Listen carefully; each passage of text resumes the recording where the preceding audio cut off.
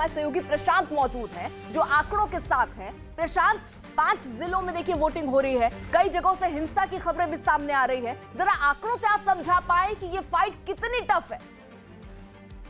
ये सबसे खास बात है कि जिस तरह से हावड़ा से तस्वीरें हमारे साथी भी दिखा रहे थे अमित, आज जो चौथे चरण का मतदान है, 44 सीटों पर मतदान हो रहा है। अगर हम गौर करें तो हावड़ा में घमासान मचा हुआ है। सुबह से ऐसी खबरें आ रही है कि कहीं हिंसक झड़प हो रही है तो कहीं एक दूसरे को रोकने की खबरें आ रही। 9 सीटें हैं हावड़ा जिले की विधानसभा की जिन पर आज चौथे चरण में मतदान हो रहा है। अब इसे हम सिलसिलेवार तरीके से समझने की अगर कोशिश करें तो साल 2011 की तस्वीर हम देख रहे हैं। 9 विधानसभा सीटों में साल 2011 के विधानसभा चुनाव में टीएमसी ने सारी की सारी 9 सीटें जीत ली थी एक साथ, और वोट प्रतिशत भी इनका 53% से ज्यादा था। बीजेपी के पास 5% से कुछ ज्यादा मत थे, कांग्रेस 0%, और इसके बाद लेफ्ट के पास 37% था, लेकिन एक भी सीट नहीं जीत पाई थी। यह साल 2011 का परिणाम है।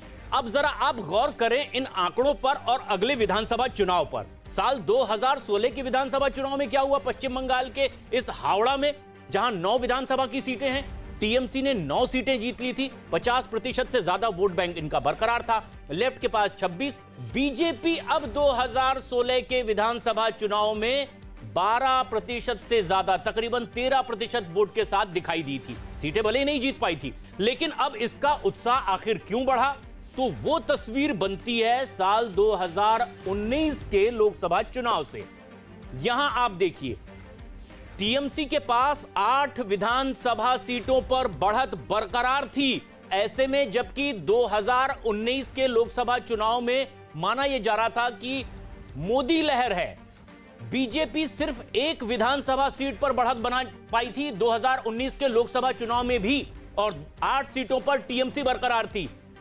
और यह वजह है जिसकी वजह से लगातार घमासान मचा हुआ है। चाहे मोदी लहर के नाम पर नरेंद्र मोदी की तस्वीर पर चुनाव लड़ने की बात बीजेपी करती हो, लेकिन टीएमसी का यह वोट बैंक नहीं खिसकता और उसके पास मजबूती से खड़ा रहता है, चाहे वो लोकसभा का चुनाव था इस इलाके में या फिर विधानसभा का चुनाव। और ये तस्वीरें सामने आई थी। लेकिन सबसे खास बात यह है कि आखिर 2019 में ऐसा क्या हो रहा था जिससे बीजेपी अब उम्मीद लगा रही थी? तो उनका वोट प्रतिशत था 37% से ज्यादा वोट बीजेपी ने हासिल किए थे, लेकिन टीएमसी का वोटर नहीं खिसका था।